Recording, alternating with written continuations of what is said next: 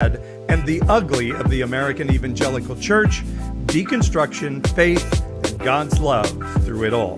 Remember, if you're listening to this podcast on Apple, Spotify, or any of your favorite podcast platforms, let us invite you to join the live interactive recording most Wednesday nights at 9 p.m. Eastern, 6 p.m. Pacific on the Evangelicalish YouTube channel.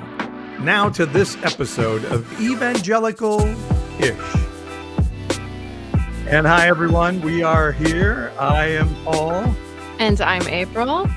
And good to see everyone. Jeremy has been raptured and not with us tonight. No, he's has stepped out, as we've mentioned the last couple of weeks, to be involved in a lot of stuff going on in his world. So I wonder how long it'll be until we stop saying that Jeremy's been raptured. It's just such habit. I love the open that we're playing with now. I can't stop vibing with the music there. Yeah, fun music. We've got we've been brainstorming some new ideas to we've got a new segment later on in the episode that we're excited about. Yeah, we'll introduce that later. And yeah, I feel like we're in a stage of the show where we are open to new ideas. I saw someone had an idea to do a trivia night, which we'd probably would just have to do that live, but a trivia night where we do 90s and 2000s church culture trivia. I feel like that. Well, I'm a lot stronger on 80s culture and trivia, but that's we'll throw in some 80s too. Yeah. And like Thief in the Night was the 70s.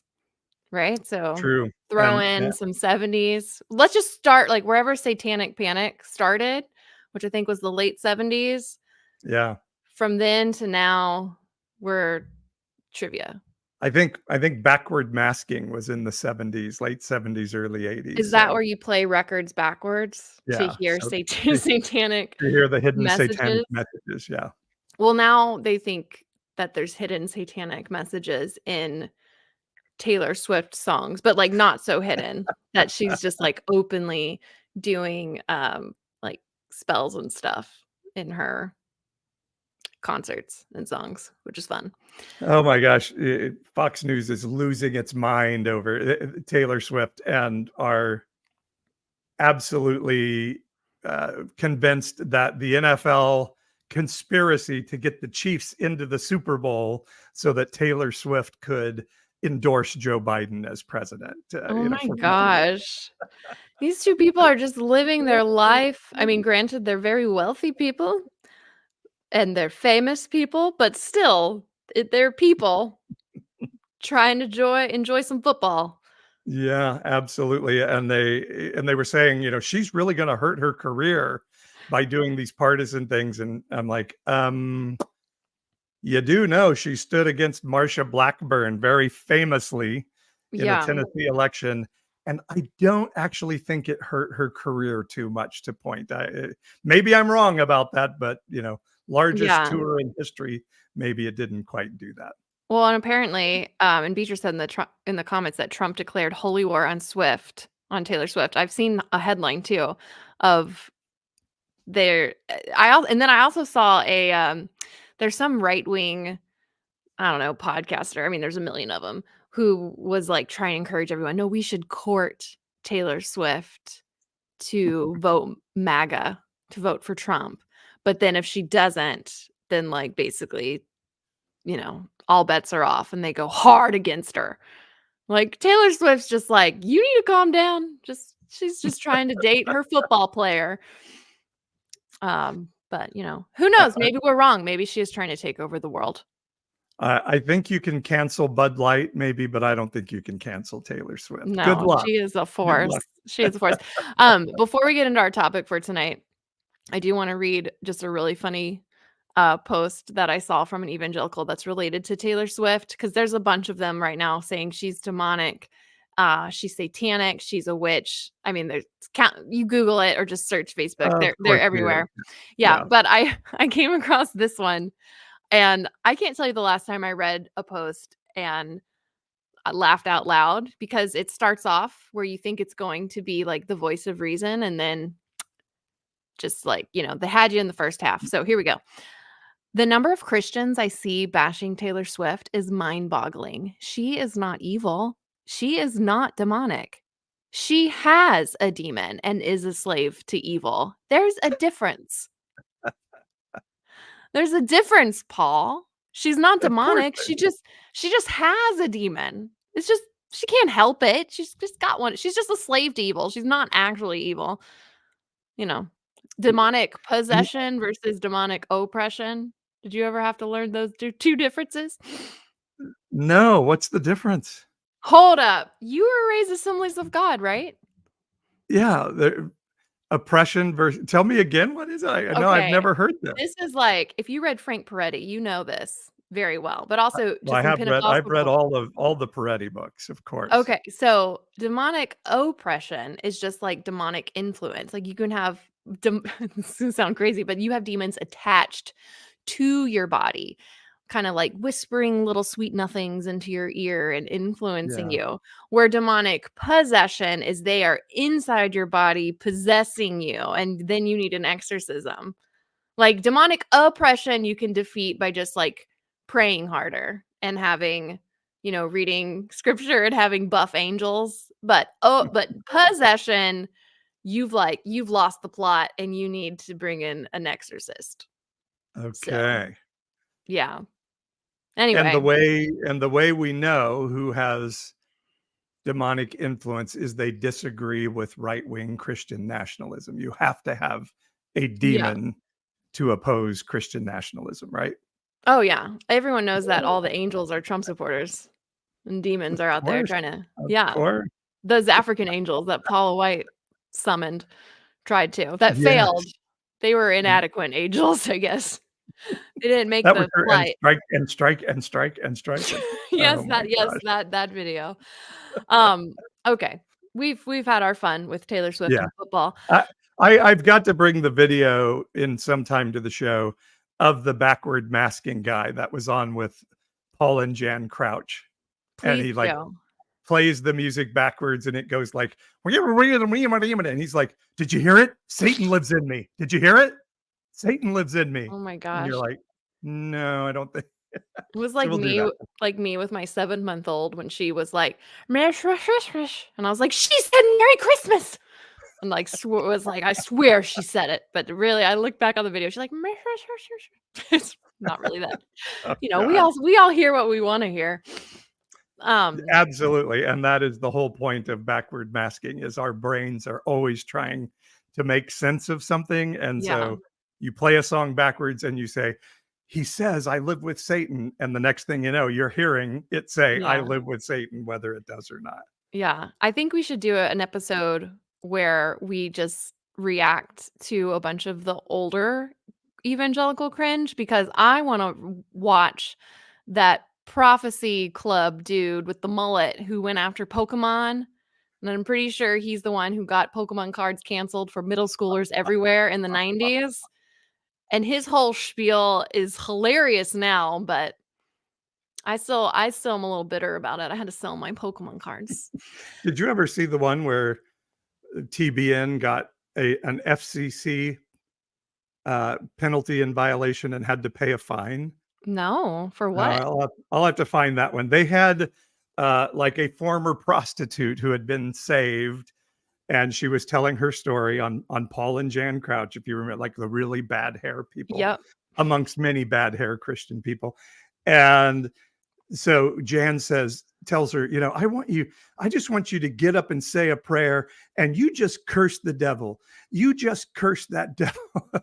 And so this former prostitute who is a newly saved Christian, baby Christian, like Donald Trump, she stands up and she says, "Fuck you, devil." Oh my gosh. Sorry, now we have to go explicit, don't we? But Now we're explicit. she They're heard "curse the just like devil," that. and so she did it. Well, She we got can up. blame TBN for this explicit. We'll dedicate it to to TBN, Trinity Broadcasting Network, in the show notes. Um, well, to get to tonight's topic, there is a lot of talk about what's going on at the border and immigration. You have Greg Abbott and the governor of Texas saying that they are experiencing a quote invasion. And so now you have all these other right-wing conservatives also calling it an invasion, which is just riling a bunch of people up.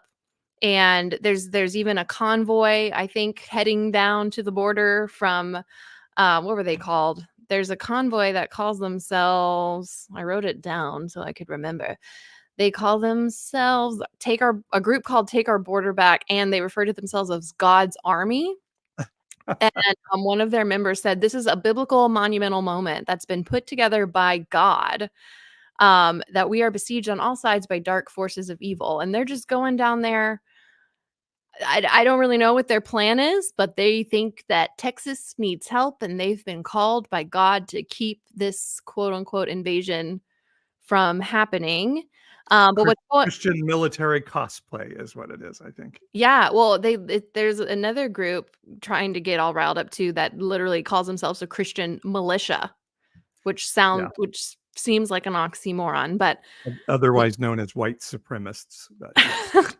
yeah, so but what's interesting right now is you have this standoff between Texas and the federal government. And so basically what had happened a couple weeks ago, Greg Abbott ordered Texas Patrol to seize this park called I think it's Eagle Pass Park. It's Eagle where Pass is the town, right? Yes, it's this town right on the border, and there's a river, and they blocked roads with their Humvees and basically wouldn't let federal border patrol agents in, and Texas just seized it. And so then they started putting up razor wire along the banks of the river. They have buoys in there, which they got in hot water for back in August, I think, because they put in these huge buoys that had like saw kind of sharp objects on them, where like they found a man stuck to one, like died. So I think they got rid of those. But they're doing all these other really extreme kind of inhumane reactions to try to get people to stop crossing the border. And Greg Abbott, didn't they have like a do not assist ruling of their agents to not, like, if there was somebody trying to come across and they were struggling and going to drown, they let them drown. Do not assist, right? Yeah, well, even just a week or so ago, there was a mother and 2 children who drowned in the river. This was just a few days after Texas took control of this river area. Texas took control, was not allowing federal agents in. And the federal border patrol got a call from the Mexico side saying, like, there is a mom and 2 children in the river that really need help, but they're on the US side of the river now. And so the border patrol tried to get in and said, "Hey, there are people probably drowning in the river. We need to go and help with aid." And Texas would not let them in. And the mom and the 2 children died and drowned in the river. So yeah, and then Abbott said that that the only thing that they're not doing is shooting migrants because Biden would charge us with murder. What Andrew said. And like that's the only reason not to shoot them. Yes. Yeah, Of course. and so it's a human crisis. There's these inhumane practices, and so the Supreme Court, though, the Biden administration took this to the Supreme Court, the conservative Supreme Court, and the Supreme Court even ruled against Texas and said that you need to let Border Patrol back in and let them do what they need to do, and that the federal government ultimately has control of the border. It's not Texas. But Texas is doubling down and saying, like, nah, screw y'all, we're Texas, don't mess with us. And I think they're adding more razor wire and basically doing whatever they will. And now you have a lot of calls. I've seen several calls from conservative Texans to secede from the union over this, and that the only way to really protect the Texan border is to no longer be in the United States. Now, granted, I haven't seen like Abbott or higher level Texas officials say this, but as a Texan, I was born and raised in Texas, and like I don't think I ever really seriously thought about seceding from the union, but it was always an option. Like you are taught Texas history that Texas was a republic before it joined the union. We were our country. Like we're so cool because we don't need America, but America needs Texas. Is it like that's the air. Texans have a lot of pride. Like don't mess with Texas. We meant that. Like you have like proud to be American. You're proud to be Texan first. That is how people feel. That was how Yeah. I felt when I was Texas. Anytime the federal government did anything that we disagreed with, the secession talks Texit. came back up. Yeah. Yeah. Texit. We're ready. Yeah. And so now what you have is there's a crisis at the border. And I think and Democrats now are even coming to the table and being like, we need to solve this problem. So there's actually this bill that is bipartisan bill that Republicans have been screaming about for a very long time. We need to deal with the border. We need to deal with the border. And so now Democrats are like, yes, let's deal with the border. We agree. So they've come together. They've put together this bill. And now they are about to solve the bill that's going to actually increase border protections. Yeah, let's secure the border, more agents, more. And so Biden says, yes, let's do that. Right. And Biden even said that once it was approved, he would shut down the border for a while until like just to give their bearings, because right now you have like people that are even trying to come in legally. They don't have immigration trial dates set for like years in the future because they're just so backed up because so many people are coming in. And we still, by the way, can't reunite some of the children separated in the Trump administration with their parents. We don't know who their parents are. Yeah, it's just really sad because I don't think people are realizing conservatives think of these migrants as people. That's why they use words like invasion. They and their hero Trump, called them thugs and all these dehumanizing, demonizing type words, anything but humanize these people, right? But these are human beings coming across the border. So let's talk about this bill. So Biden wants to have a border deal, and he's tying it together with aid to Ukraine and Israel for their battles. Yes. Correct. And a bipartisan solution, a deal is reached using Democrats and Republicans from Congress and Senate. And the deal is now dead on arrival because of one man. The orange savior. The orange Jesus. And so, listen to this. Senators are trying to say respectfully they're blaming it on me. I said, that's okay. Please blame it on me. Please. Because they were getting ready to pass a very bad bill. And I'd rather have no bill than a bad bill. Former President Trump has indicated to senators that he does not want us to solve the problem at the border. He wants to lay the blame for the border at Biden. The idea that someone running for president would say, please hurt the country so I can blame my opponent and help my politics is a shocking development. The fact that he would communicate to Republican senators and congresspeople that he doesn't want us to solve the border problem because he wants to blame Biden for it is really appalling. I said, that's okay. Please blame it on me. Please. It is interesting. Republicans 4 months ago would not give funding for Ukraine, for Israel, and for our southern border because we demanded changes in policy. So we actually locked arms together and said, we're not going to give you money for this. We want a change in law. And now it's interesting, a few months later, when we're finally getting to the end, they're like, oh, just kidding. I actually don't want a change in law because it's a presidential election year. We all have an oath to the Constitution, and we have a commitment to say we're going to do whatever we can to be able to secure the border. Please blame it on me. Please. So that last quote was James Lankford from Oklahoma, a Republican from one of the most Republican states out there. And even he is saying we're hypocrites beyond belief on this. Well, good for him for admitting that. So Trump now, who just has taken over, is holding the Republican Party hostage once again, Mike Johnson, the GOP speaker, has pretty much said that they're not going to support the bill.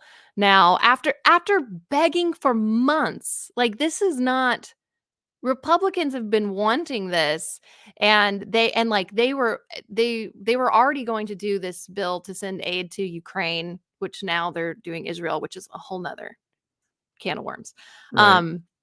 But Republicans intentionally were like, we're not going to send any more aid to Ukraine unless we also address the border. So they're the ones that held up the Ukraine package because they wanted the border on there. And then now that it's there, Trump doesn't want the bill to go through because he wants the crisis to get worse at the border so that he can blame it on Biden. And because he thinks that'll make his chances of winning better. And, maybe he may not be wrong in that strategy, but like that's to say it out loud and admit that, like, no, we want more people to die at the border. We want the crisis to be worse. Which granted, he didn't say this, but that's essentially what he's saying by shooting down this bill. Like, we don't want to actually help or solve the problem. We want problems if they benefit us. He also, and this is after him saying he hopes the economy goes bad before he comes into office because he doesn't want to be known as Herbert Hoover. And this is the guy. But the thing is, so Texas, and you tell me if I'm right or not, considers itself a very Christian state, a very moral state, very pro-life. Yeah. Pro-life state. We're going to make women give babies because we need the workers. How can you be pro-life and say we are going to be intentionally cruel to any human being trying to come across our border because pro-life? Well, the way you do it is by having a lot of cognitive dissonance. And I think like the justification that I, once used, which granted, when I was for border security back in the day, it wasn't to this level of inhumane. But you separate innocent life and criminal life. And so they view everyone coming across the border as criminals, as people that are coming to take something from you. And so they view it in the way of like, no, this is self-defense. And so they're bringing fentanyl, April, and they're terrorists. They're all terrorists. Right. So like they're not thinking of the children, of the mothers and the children that are trying to just find a better life for themselves. They have to view them all as just awful criminals who are breaking the law. And that's how, in their minds, they justify it while holding both, saying like, I can still be pro-life and be for this. So this is, again, to me, this goes to America's tainted history. We've invited people to come across our southern border and promised them we would look the other way for decades. We told employers, farmers in America, don't you hire any of those undocumented people, and then turned our head so that we could save 25 cents on our grocery bill every month and people wouldn't scream about inflation. We have abused people, used them as cheap labor. They pay taxes. I don't know how many right-wingers I've talked to on this issue, and they're like, they don't pay taxes, but they vote. And I'm like, no, they don't vote. They absolutely cannot vote. And they do pay taxes. And not only do they pay taxes, but they pay taxes for services that they'll never be allowed to access. This is so. Let's be honest. Neither Democrat nor Republican has wanted to solve the border issue for a long, long time because it's been a wonderful political football for them. So we can blame them all.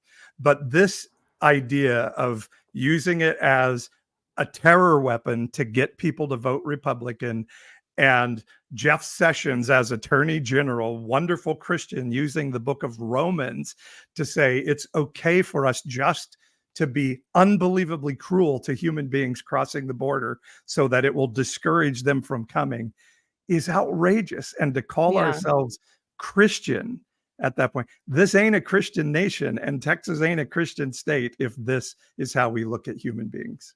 Well, it's especially hypocritical if you look at the words of Jesus and you have people that love to bring Jesus into their politics.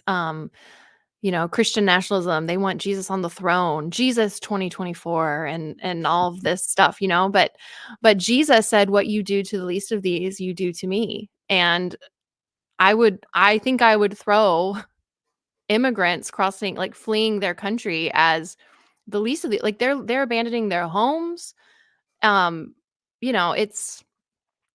It's very, you just have to live with so much cognitive dissonance, either that or you just don't have integrity, and maybe it's that one. I don't know. According to Matthew, Jesus and his family were illegal immigrants and asylum seekers. And yeah. And then, of course, we have, this little passage from Leviticus. When a foreigner resides among you in your land, do not mistreat them. The foreigner residing among you must be treated as your native born. Yeah. But God didn't really mean that one, right? No, and I do think, Christian nationalism and, this conservative evangelical belief does seem to be getting a little more extreme. And I think, don't you have a clip that kind of shows how far the Republican Party has come on this issue? I do. If you think Republican cruelty at the border has always been the policy, take a look at this. Children of illegal aliens should be allowed to attend Texas public schools free, or do you think that their parents should pay for their education? I'd like to see something done about the illegal alien problem that would be so sensitive and so understanding about labor needs and human needs that problem wouldn't come up. The problem has to be solved. As we have kind of made illegal some kinds of labor that I'd like to see legal, we're creating a whole society of really honorable, decent, family-loving people that are in violation of the law, and secondly, we're exacerbating relations with Mexico. These are good people, strong people. Part of my family is a Mexican. I think the time has come that the United States and our neighbor to the south should have a better understanding and a better relationship than we've ever had. We haven't been sensitive enough to our size and our power. Rather than talking about putting up a fence, why don't we work out some recognition of our mutual problems, make it possible for them to come here legally with a work permit, and then while they're working and earning here, they pay taxes here. And when they want to go back, they can go back and they can cross and open the border both ways. And I think we could have a fine relationship, and it would solve the problem you mentioned also. Ooh. And for those listening, that was Ronald Reagan and George Bush Sr. talking about immigration. So Ronald Reagan was against a border wall and for an open border. Just mull on that for a little bit. So that makes me sad a little to see just how, not that I agreed with their politics, like I wouldn't agree with a lot of their politics now still, but there was at least this just decent human decency and compassion for your fellow human being that we just don't see today, and especially in the Republican Christian nationalist side. Yeah, and if you are a Christian and believe in the idea of sowing and reaping and all of these things, listen, I think as a country we have every right to know who's coming across the border and whether they should be here or not. I don't have any qualms about that. Obama, tried to stop people, the Obama administration really tried to stop people from coming across the border. And I think we have every right to do that. But I think if our heart is everybody who's coming across the border is a threat to my prosperity, those people, and when we say that, we mean people of color, are coming to take something from me. And so therefore, let's be cruel and hate them. I don't think a solution can come spiritually, and I don't even look at it necessarily biblically. I just think when it becomes screaming, and I put that clip on TikTok, And I can't tell you how many people, word for word, said the same thing over and over and over again. These aren't Mexicans coming anymore. These are different people. Now there's terror. And that's why it's different, because this is what their media has told them to say, and has built this fear. And when we're working from fear and disdain for human beings, I don't think good, thoughtful solutions can come. I just see that as a spiritual principle. What's interesting too, that the main city, Eagle Pass, that is, under the most scrutiny, where it seems to be all the razor wire and everything is happening, proponents of the stricter tactics say, like, crime's going to go up. You let these people in, they're coming after your children, they're coming after your jobs, that they're going to, all this crime. But actually, there has not been an increase in crime, despite it has not gone up. And the economy actually is better when people are coming across, kind of like what you were saying. It's like a problem that sometimes they don't necessarily want to solve in that way. But we need the workers. We have a shortage of workers in the country. To your also point too, of just like the violence that you see, a lot of violent rhetoric to painting these people as violent gives the Christian nationalist, the Republican, they feel the justification to return that violence. So that's how they're able to justify these more extreme measures. But there is a poll actually that happened this past October of 2023 from the Public Religion Research Institute that found nearly 1 in 4 Americans agree that, quote, patriots may have to resort to violence in order to save our country, which was up 15% from 2021, right after January 6th, which was why they even did this poll, because January 6th happened. But interestingly enough, so 1 in 4, so roughly about 25% of Americans said that they might need to go to violence. But a third of Republicans and white evangelicals agreed. So 33% of white evangelicals said that we might need to resort to violence to save our country. That's crazy. Yeah. That is crazy. Oh my gosh. So it's a really scary place to be. But you do have this violent undertaking of people who are claiming to be pro-life, when it comes to abortion, but not pro-life when it comes to pretty much anything else. And I have it. No, go ahead. I was going to say, why do I find myself wanting to sing, I'm too young to march in the infantry, but I'm in God's border patrol, Oh my gosh. And by the way, have you seen this bumper sticker anywhere lately? Heaven has a wall and strict immigration policies. Hell has open borders. Oh my gosh. I think I've seen that in a meme. That's so dumb. Strict immigration policies. You can say a prayer. That's the whole thing. One little prayer and you're in.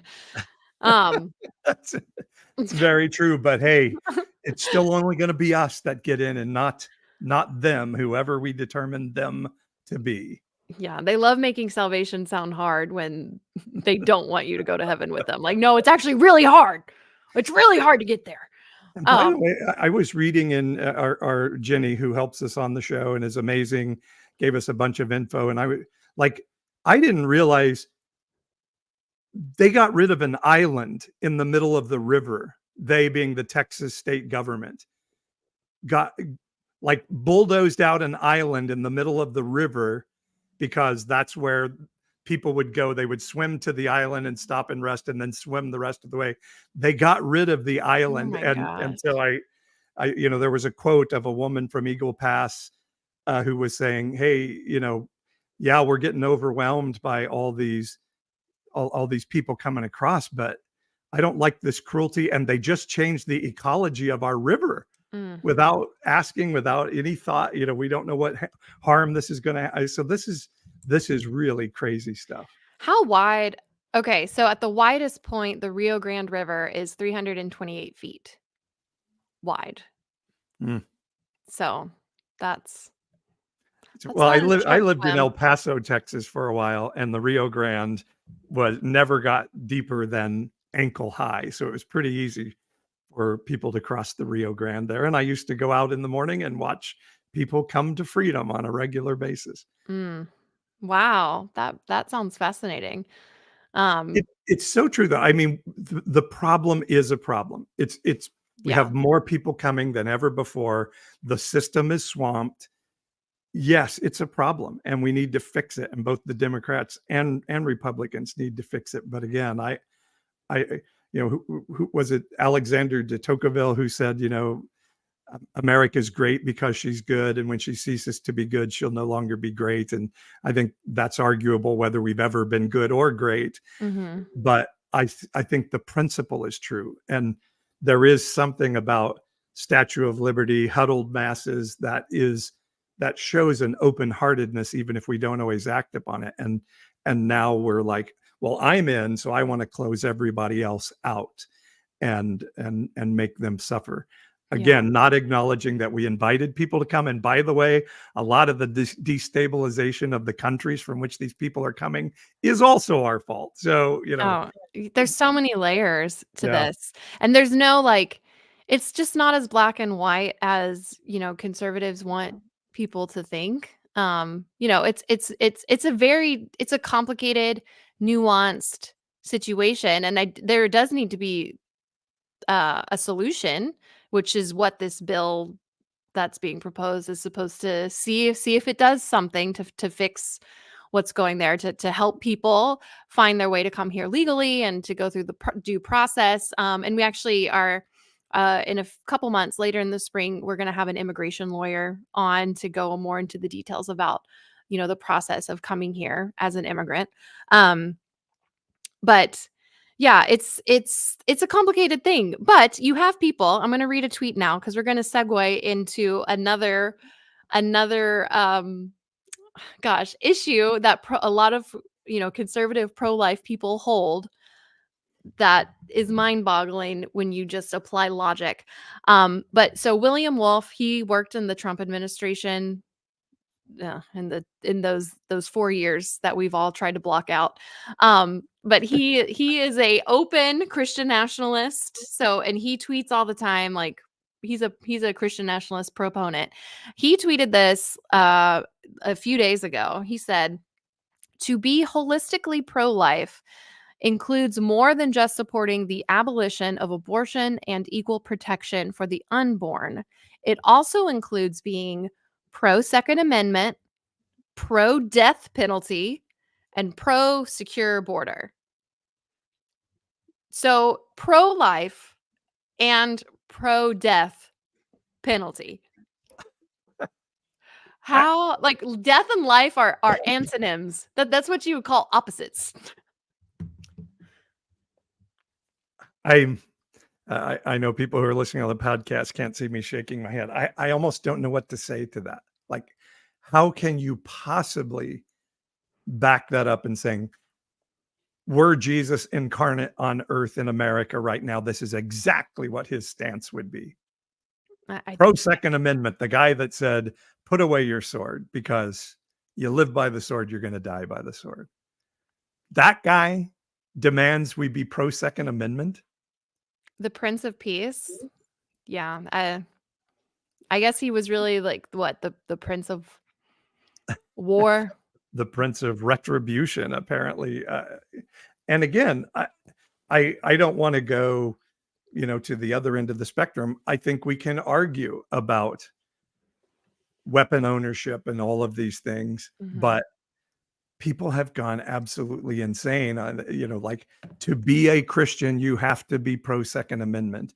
You have to be pro AR-15, or even more better, pro JR-15, the AR-15 for children, that the NRA is marketing out there. It's absolutely crazy. And It seems crazy being on this side of it, but I used to think that exact same thing. Like, I was pro-life and pro all of those things.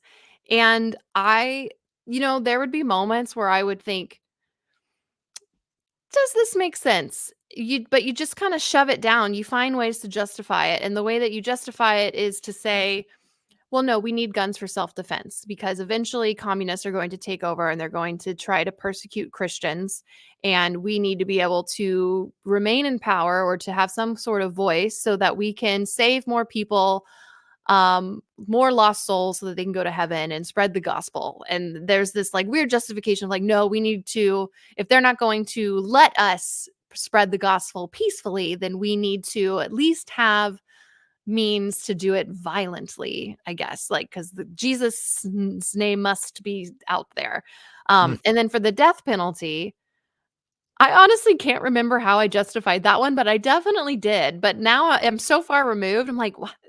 None of Well, that made any sense. they deserve to die, right? Their free will. They made choices Right. that are sending them to the gas And they chamber. would quote like the Old Testament Hebrew Bible that says an eye for an eye, and they would justify, well, God in the Hebrew Bible was very violent and took justice. And so they would view that as like, God is sovereign and God is just, and this is just us also being just. But the problem with the death penalty is the amount of one, you're playing God. So just morally speaking, generally.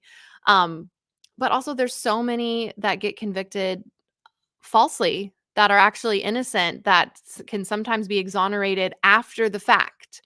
And that's not a small, it's not that small of a number, actually. But interestingly enough, on this topic, um, earlier this week, I think, Alabama sentenced a man. It's always Texas and Alabama, isn't Yeah. it? That they had actually attempted to execute him in November of 2022 with lethal injection. So nowadays the standard is you do these executions with lethal injection, but the drugs are becoming scarce and hard to find. A lot of these companies don't want their drugs associated with executions, or people are just administrating them wrong. And in this man's case, Kenneth Eugene Smith was his name. They couldn't find his vein back in November for the lethal injection. So it failed and they postponed it. And so this past week, he was executed through nitrogen gas. They call it like nitrogen hypoxia. And they claimed it was supposed to be painless and humane, but people said that were in the room that he had seizure-like spasms for at least 2 minutes of the 22-minute execution. Sometimes it caused the gurney to visibly shake, and it was followed by several minutes of gasping, breathing until his breath was no longer perceptible. Yeah, suffocation is so. Yeah, humane. he basically suffocated. Which is not a painless way to go. Even if he's unconscious, we're still putting a human body through. It's violent. It's not a humane way to go. But the Alabama's attorney general after the fact said that the execution was textbook and praised it. And now Ohio, I think, is looking at using oxygen or nitrogen hypoxia for executions. I think, and there's 2 other states, Oklahoma, and I want to say Mississippi. It's either Mississippi or Missouri. It's one of the M states. They've already approved for this way of execution, but Alabama was the first one that has done it. And a lot of people are concerned that this could lead to basically the reintroduction of gas chambers in America. If this is the way that people go. Yeah, and to Beecher's point, in the comments is like the death penalty costs more than just keeping people alive. So then and what's, if they're off the street and in prison, why kill them? Especially if there is a chance that they could be innocent. And this has been studied extensively, and all data show that the death penalty does nothing to lessen crime. It does nothing. And the United States, I am always stunned by this statistic.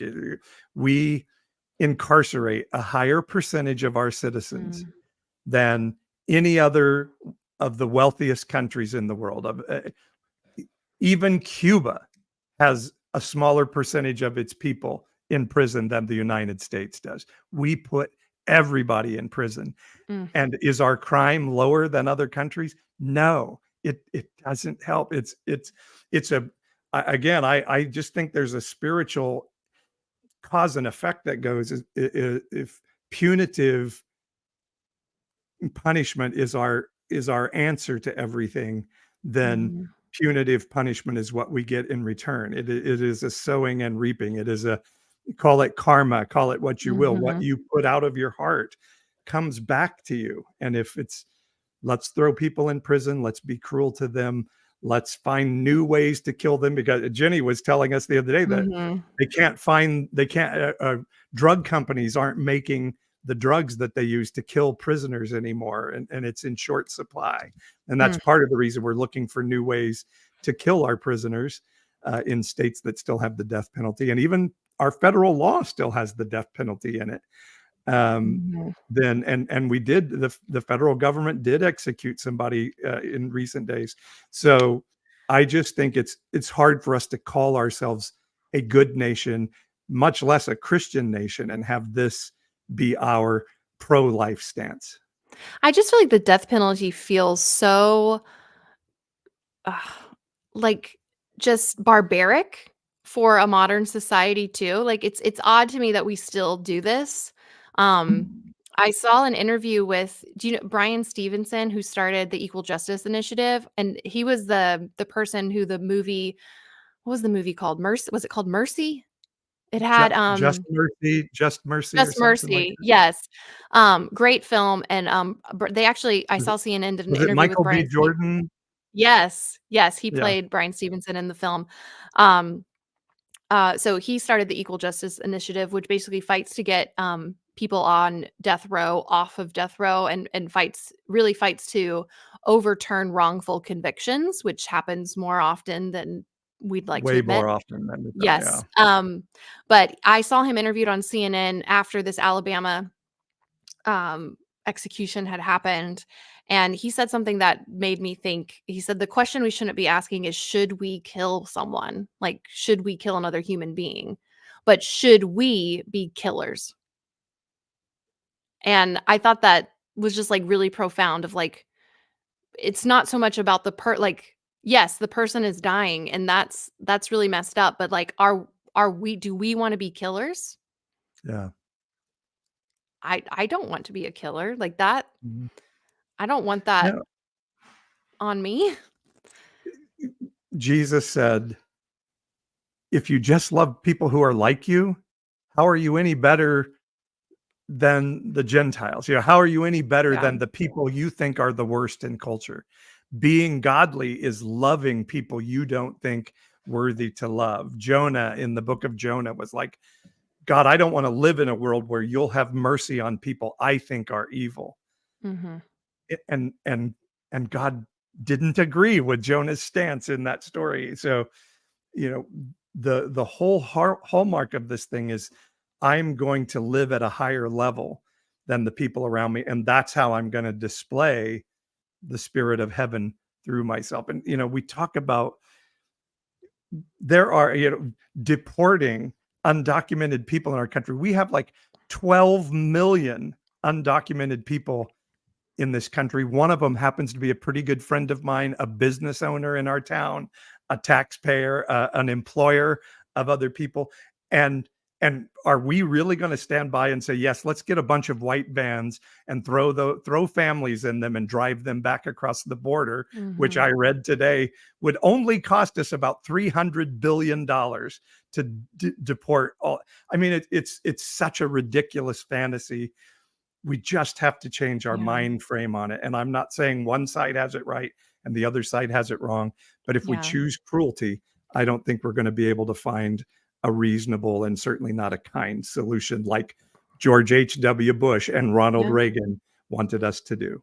Well, and you have situations too where you have, or a lot of the undocumented people here um, have family members who are legal citizens, and you would be splitting up families. You'd be tearing Right. children from their parents again. And to what end? Like they paint this picture of like, oh, there's just all this crime. Like these people are living their lives like you would never know.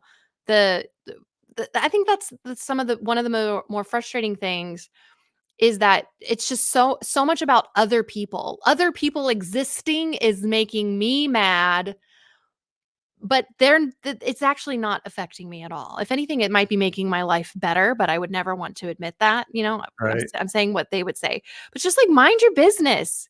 Why does it matter to you if someone in a completely other state is here that you don't know and you'll never know them and they're just living their life, paying Yeah. their taxes, doing their thing?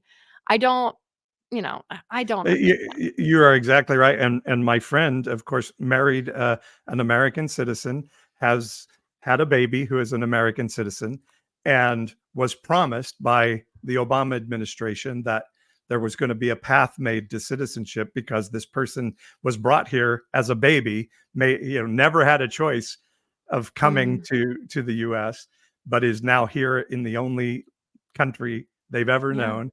And there will be people say, well, we'll have them go back. And so the process that we have as a country is my friend would have to go to Mexico, where his family came from, live there for 10 years, and then apply to move back into the United States. And it would be very unlikely, after a Yeah. very costly process, that he would be allowed to come back in. And Wow. and Jenny is saying here too, which is also true. These people are bringing fentanyl, and I heard this stat and I went and looked it up, and it's actually true. Like almost all of the fentanyl coming across the southern border is being brought across by American citizens, not We not should undocumented. deport them Yeah, back to America. I don't know. There's a piece of me that like if Texas were to secede, like let's just let all the Republicans go there, get all the good ones out, and let's just let well, us have our country. I don't want to say that because you're from there, but yes, I'm a little bit like, hey, don't let the door hit your ass on the way It's kind out. of like the people that are always calling for the rapture, like, oh, the rapture's gonna happen. We're gonna leave. I'm like, please do. Just go right ahead. Get sucked up into the sky.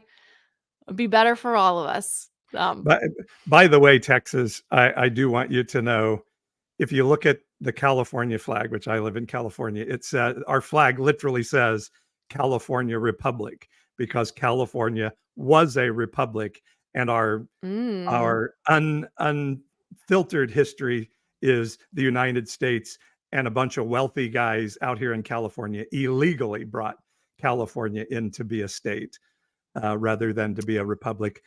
Every Hawaiian would tell you they were their own country. They were illegally taken under, mm. at the threat of bloodshed if they didn't become a state. So Texas, it's like that joke about, having the room where the Baptists think they're the only ones in heaven. Okay, That's Texas, fair. fine. If you need to believe that about yourself, go for it. But I'm Listen, if sorry. I was still in my old Christian nationalist days, I'd be like spoken like a true Californian. And I Um, would say thank you. I gladly take that. but my brother is in the chat. And just so you know, I'm joking. I wouldn't want Texas to secede because both my brothers still live in Texas. So, and most Texas cities are blue, and there is a lot of voter suppression. So even though Texas does typically go red, the races have been getting closer. So And your brother says in the chat here of the live stream, more Texans voted for Biden than in any other state besides New York and California. yeah, That's interesting, isn't it? I mean Texas is big. It could just be based on land mass, but Yeah. Yeah. um, All so right. Let's finish yes, on we've got a our fun new final segment. new segment that maybe we'll do a fun little jingle. We've got to make one I, up. I sorry, wait, I'm laughing because your brother Andrew in Texas is in the chat, and your partner Beecher says bye, Andrew, Yeah, because by secede. I'm just kidding. Andrew's going to be living in another country soon when Texas um, exits. So we've got a new segment that we're calling. I don't know how often we're going to do this segment. We're going to do it pretty often. So if you find clips that would fit this segment and you want Oh yeah. us to blind react, send it. But we are calling this segment Cringe. and we're just going to react to random evangelical moments that happen that are a little cringy because they happen. And this leading us off on our very first evangelical cringe segment is a pastor from Colorado who says the Lord told him to scam people into buying crypto, basically. Okay, let's check it out. Civil charge from the Colorado Securities and Exchange Commission for basically selling millions of dollars worth of cryptocurrency that is deemed worthless by the state. Now, the reason that they're saying that it's worthless is because there is no exit for people who have bought. We launched an exchange, the exchange technology failed, things went downhill, and from that point forward, we've just been waiting on the Lord literally for a miracle. So the charges are that Caitlin and I pocketed $1.3 million, and I just want to come out and say that those charges are true. So there's been $1.3 million that's been taken out of, I think it was a total of $3.4 million. But out of that 1.3, $500,000 went to the IRS, and a few $100,000 went to a home remodel that the Lord told us to do. So how this whole thing started is the Lord told us in 21 to walk away from our marketing. Did the Lord tell them to go hardwood floors, or I'm just... I think the Lord probably told him to put on solar panels on the roof. That's probably... I'm just wondering what the Lord's tastes are. And he said, I'm going to do a new thing. And then he took us into this cryptocurrency. It was a different cryptocurrency other than index coin at the time. Well, that cryptocurrency turned out to be a scam. And so the Lord says, give that to them, but also give them a 10x. And I'm like, well, where's this liquidity going to come from? And the Lord says, trust me. Well, as money is coming in, we would be sowing it. And at first it was hundreds of dollars and thousands of dollars, then tens of thousands of dollars. Money would come in, we tithe, we sow, more money would come in. And so we were just always under the impression that God was going to provide, that the source was never ending, that God was doing a new thing, and that we had nothing to worry about. And we sold a cryptocurrency with no clear exit. We did. We took God at his word and sold a cryptocurrency with no clear exit. And so the prosecutors have to take that and say, these people willingly sold a cryptocurrency with no clear exit. What we're praying for and what we're believing for still is that God is going to do a miracle. God is going to work a miracle in the financial sector. Work a miracle. God told this guy to sell bad crypto that he knew was bad, but he was relying on the Lord. And some of that money that they made from this, the Lord told them to do a home remodel. Yes. Do you think that guy believes himself? Like, does he believe the words coming out of his mouth? Like, can he? I think so. I think so. He does seem awfully sincere. Like, I don't know in what world you would be that honest if you didn't believe that, because can you imagine his attorneys? He goes on video to explain to his, I guess, his congregation or his followers, who knows, and admits to the crime in the video. Like, yeah, we're being charged for this. We did it. Yeah. We're told we're being accused of taking $1.3 million, and we did. Yeah, we remodeled our home. Like, well, a lot of it went to the IRS. Oh my gosh. His attorneys have had to been like, oh my gosh, I was dying on the inside. Like, stop it. So there's this, when you're hearing God, there's a fine line between, hearing God and having eaten pizza with olives on it the night before. And so when you ask, does he believe it? I think there's a real chance he believes it. But if you've listened to any of Heaven Bent and about IHOP, some of their big prophets would get information about particularly women the night before, and then suddenly get prophetic words for those women that matched up.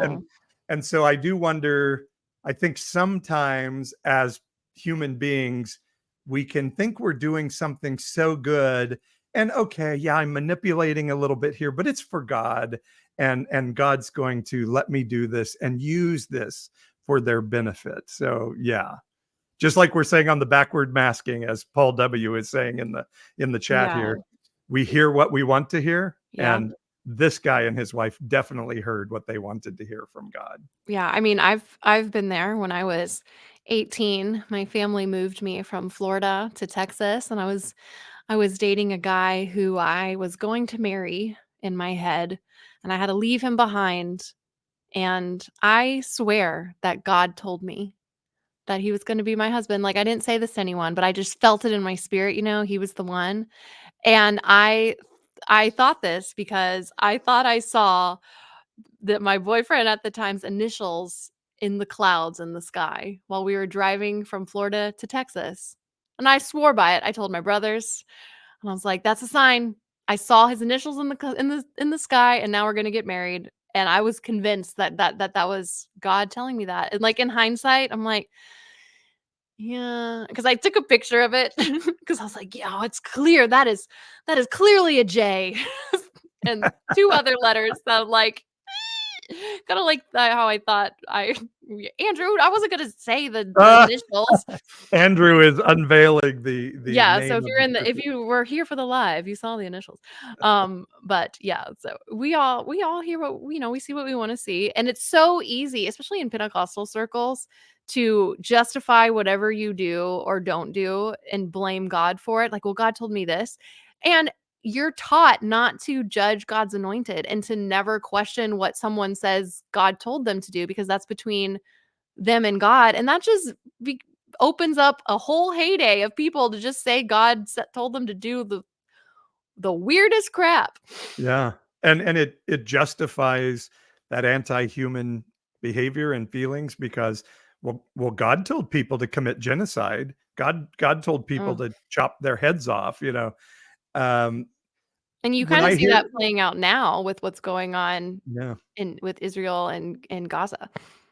uh, when I hear your story of seeing the initials in the clouds though, it does something to my heart a little bit and I I'm I've moved far away from evangelical Christianity, but I'm still a spiritual person. I still think we can see signs and hear things, and they may be inside, and they may be outside, and we have to use our discernment. But I don't want to laugh at that story, even though it's cute and funny. But You can laugh. It's okay. I I didn't marry him. but I want I want the little Aprils of the world to say, okay, I want to dream and I want to hear from heaven and or the divine or whatever our spiritual grid is, and not just take that away by mocking people. You can be a fundamentalist atheist as much as you can be a fundamentalist Christian and start to say anybody that believes in anything supernatural is a total idiot. And I don't want to be in that crowd at all. I still think there's really cool supernatural things that can happen and maybe we create them in our own brain, but I'm okay with that. I'll live with that. That's fair. You know what? You brought up a really good point. I think this is a perfect time for us to tell the community that we have just come into this really cool new form of cryptocurrency.